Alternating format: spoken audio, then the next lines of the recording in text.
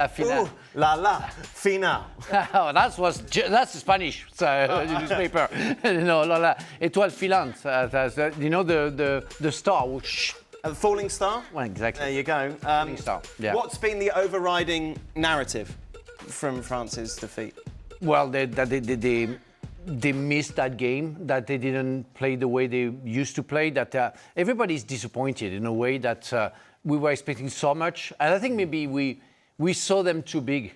We really thought that they could be the champion of the world, and they show very good talent, but they faced a very good team, and it's why they lost, and we talked about that yesterday. But on top of it, their performances individually weren't enough. What the heck is the motivation for teams that went into this tournament as wanting to win the World Cup, going into Saturday in the third, fourth place playoff?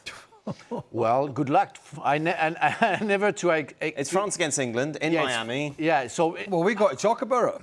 Not really. No, because, all right, we'll not bother. Listen, nobody wants to play this game. No, I think they're going to play the B team. Yeah. The players wouldn't have a chance to play because nobody really cared. Remember at the Platini time that we saw that the B team playing, and because the Platini didn't want to play, they didn't care about it. But it's not the same being third or being fourth. Well, money-wise? No, money-wise. I mean, I would like to have the bronze. I mean, I would. Santi, you would care? Yes, I care. I always care. In the Olympics, when it is about competition, I care. I mean, it's not the same to be first or second, even if it's a great achievement to reach the final, and it's not the same to be third or fourth. For me, it's like in that. the Olympics, I can agree with you, but in the football world, football. Yeah, I don't. Yeah. I don't care. I care. Yeah. After the disappointment of that game today and losing in the semi-finals, I think the third and fourth place playoff personally is a waste of time. Yeah. People want to go. I feel like we have this conversation every Oh, do you? tournament, Okay. don't People want to go on holiday. People are, Yeah. Liverpool are back in training. Real Madrid are back in training. Chelsea. Everybody's back in training. So they've got a limited amount of time before your club is saying, right, you've had 2 weeks off, you've had 3 weeks off, you're back in. So any day, any amount of time you can rest and recuperate before the season starts is more important than a third, fourth place playoff. For me, anyway. Some of these England... Sorry, Craig. We got Thomas Tuchel saying, "I've got no regrets." This was England's best performance of the tournament. Are you joking? Are you joking? They were champions in '66. Because you made me look rather... It's been confirmed. Oh, my God. Oh, my God. I'm joking.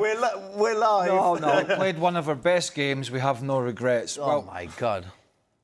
There's going to be... I mean, how can you have no regrets having a 1-0 lead in the semi-final with just over half an hour to go and then defending in the manner... Surely the regret is that they allowed Argentina by the fact that how they sat into the game. That has to be a regret. Yeah, it has to be. I mean, that's just... And taking midfielders off and putting defenders on, when you're still trying to defend, that has to be a regret as well, surely, because you couldn't change the way the tides of the way the game was going. So once they conceded, you knew they were going to concede again. If you didn't have the personnel on. If I'm English, I want to know who's responsible for that decision. That's what it is. Either the players or the coach, but I want to know who decided to drop that. They had a cooling break as well. I mean, we have to analyze the games with the cooling breaks as tactical. Yeah, they could have changed something. Yeah, didn't change. It's impossible to lose a semi-final of a World Cup, no matter who you are, and not have a regret. Not having a regret about a substitution or a change here or a change of tactic.